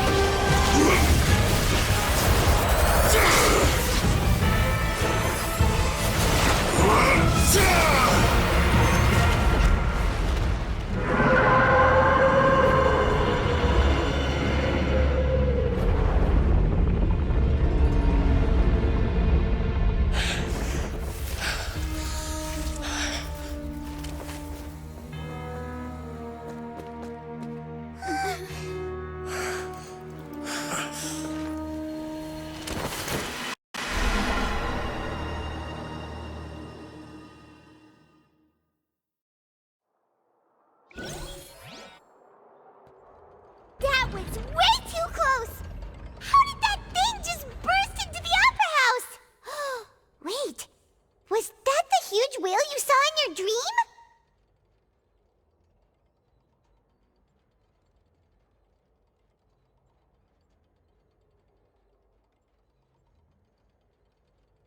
So we've met it at last. I understand very well why it has chosen to make an appearance here. That whale does not belong to Tevat. It is a monster that has traversed the stars, weeping all the while. It has been greedily consuming the energy from the planet's primordial sea, using it to grow. That is the main cause for the rising sea levels. And once it has finished consuming all of the energy contained within the sea, its next step will be... You said that when the Hydro Archon first created Fontainians out of Oceanids, she filled their blood vessels with primordial seawater. Precisely. That whale finds the blood of Fontainians nigh impossible to resist. Therefore, when it left the primordial sea, it decided to make its next stop a packed opera house full of food. Food in the form of Fontainians.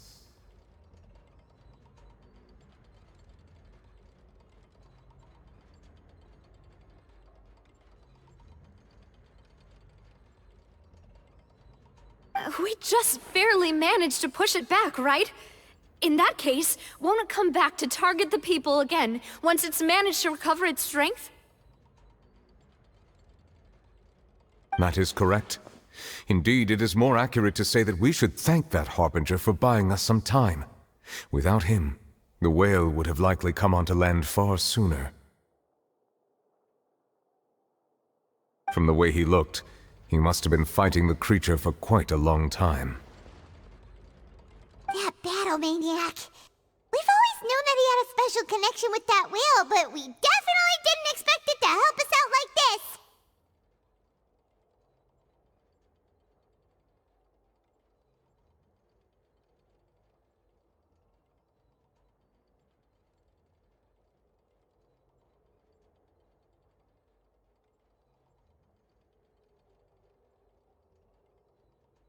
Anyway, now that we know that this whale is the actual cause of the disaster recorded in the prophecy, all we need to do to stop the prophecy would be to find a way to beat it up, right?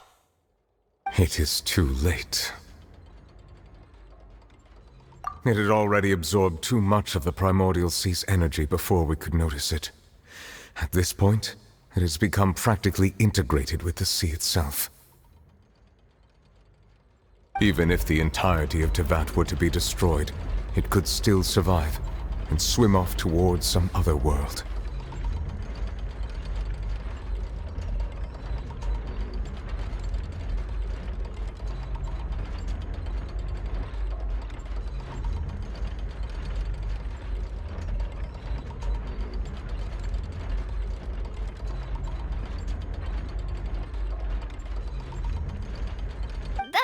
That's not something I will accept.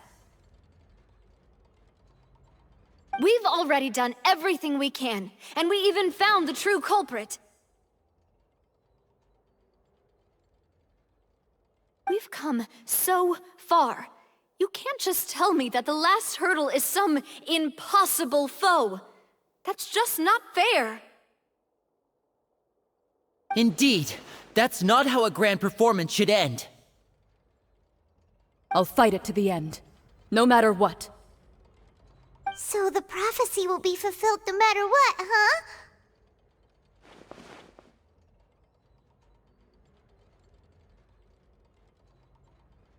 The prophecy. Yes, what has been prophesied will be fulfilled. You may view such things as the history of the future.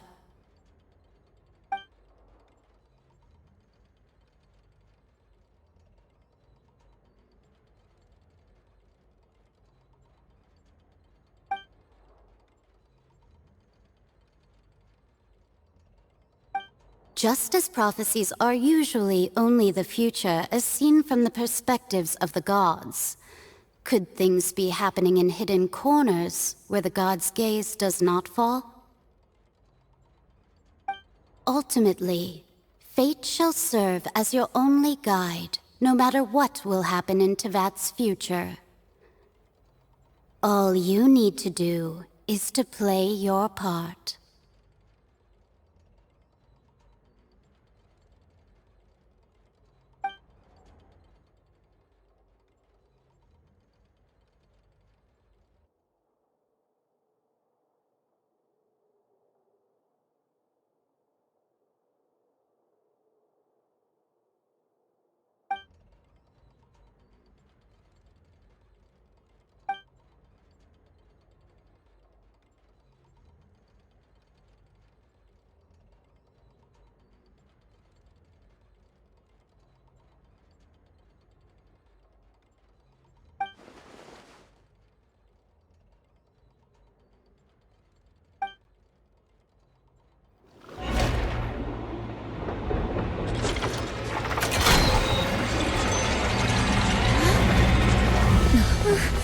What's happening with the oratories?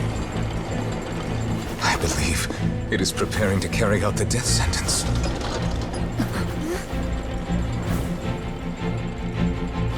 Furina!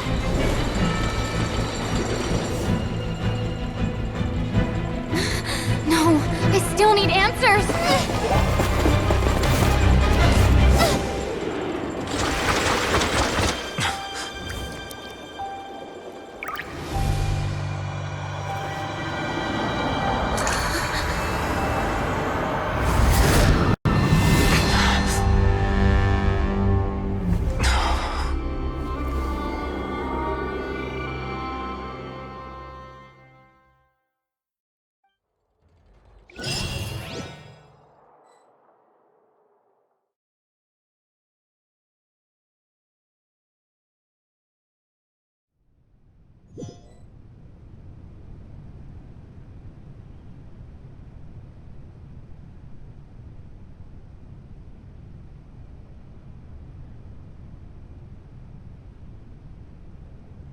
You...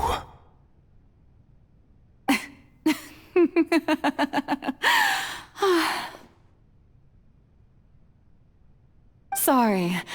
That shocked expression on your face is just too amusing. I couldn't help myself. You are not Furina. Who are you? The sweet sound of bewilderment. Marvelous. A sure sign that my attempt to deceive everyone was a resounding success. But to answer your question, I am Focalor. You know, the god.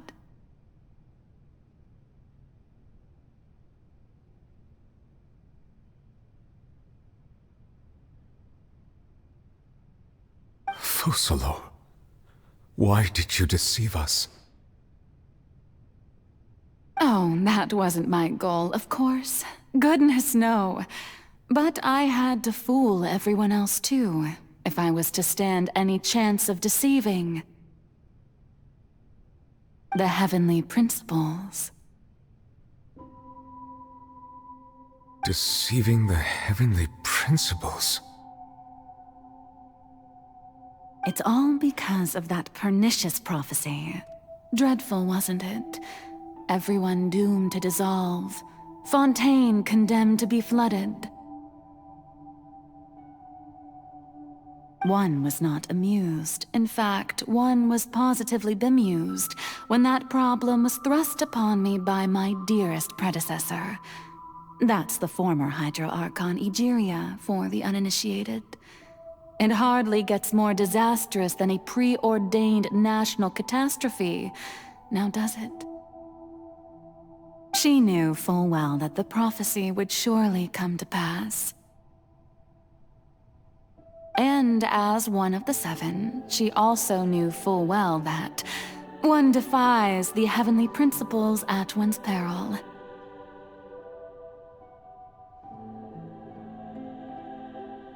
So yes, as you have no doubt surmised, it was a rather impossible situation that I found myself in. I spent a terribly long time mulling it over, alone on the ocean floor. And I was almost growing barnacles by the time I finally realized there was only one possible solution to this confounding conundrum. I had to outwit the heavenly principles, allow the prophecy to be fulfilled, ostensibly at least, while saving everyone at the same time. I'm a genius, I know. I can only assume that's why Egeria chose me as her successor. Although, looking back now, it was hardly the inheritance one dreams of. Between the task of saving the nation, the quotidian duties of the Hydro Archon, and not to mention the original sin of creating a new race of humans, I dare say she left me quite a colossal mess to clean up. But one can only play the hand one is dealt. I did not choose this, any more than I chose to be one of her Oceanid familiars. So you were also once one of the Oceanids, transformed into a human by Egeria's hand. Yes, I was. I always dreamed of becoming human. And I still do, even now. In my eyes, to be human is to be part of the greatest opera ever known.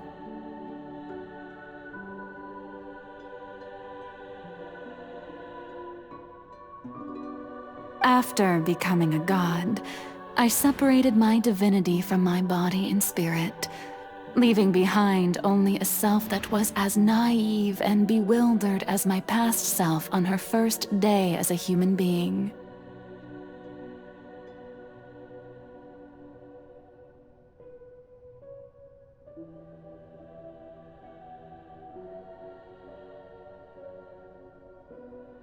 The me you see before you now is that divinity, and the human counterpart I left behind, I named Furina.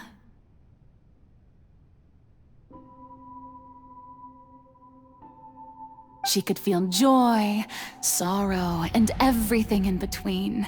She could be as vain and conceited, or as meek and vulnerable as she wished.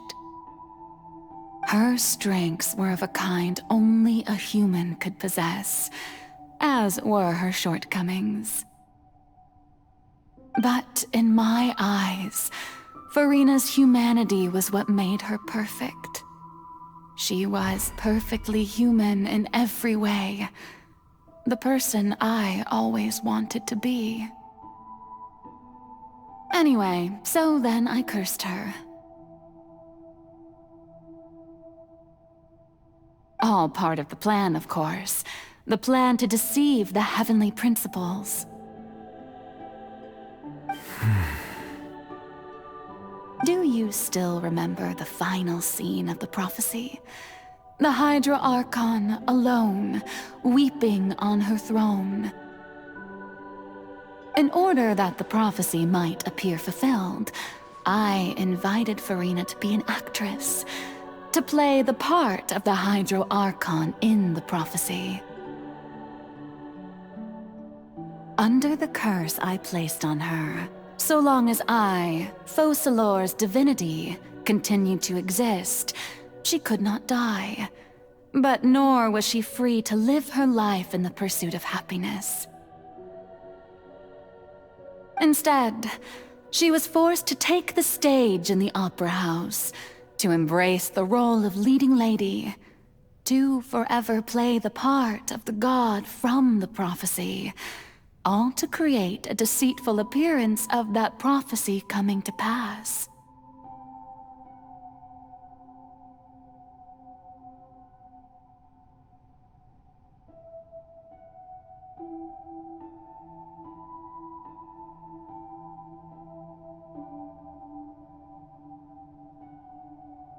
I suppose now you probably understand why your court is called the Opera Epiclese.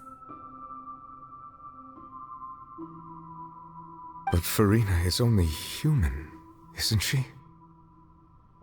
Even though she has had a long life, her mind is no stronger than that of any other ordinary human being.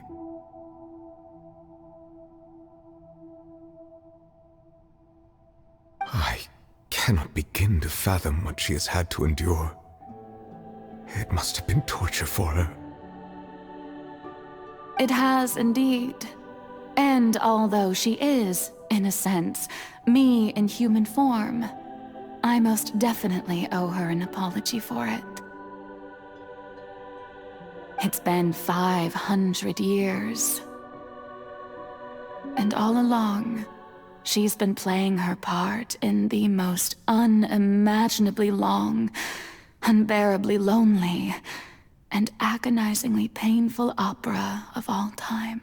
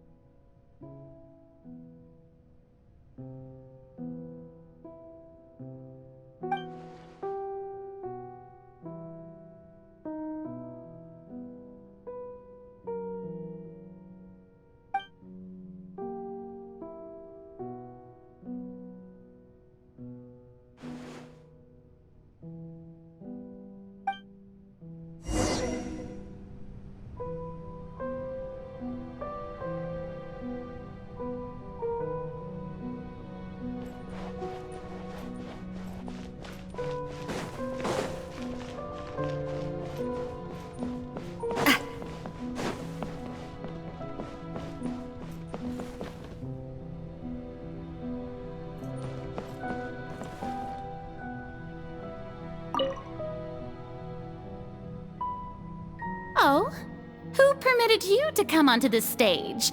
Now, I understand your admiration for my august self, but I must ask you to keep to the rules. All right. It is not my intent to reprimand you. There is no need to state your name. Just be off with you. Do not distract me from my performance.